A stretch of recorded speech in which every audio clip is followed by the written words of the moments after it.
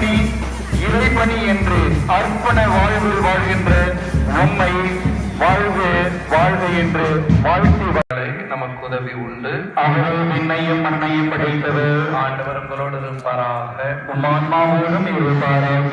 மன்றாடுவோமாக. இறைவா, உம்முடைய பிள்ளைகள் நாங்கள் ஏகனி வகையில் பங்கு இறை சமூகமார் ஆரோக்கியத்தாயின் அன்பு அருள் பராமரிப்பில் வாழ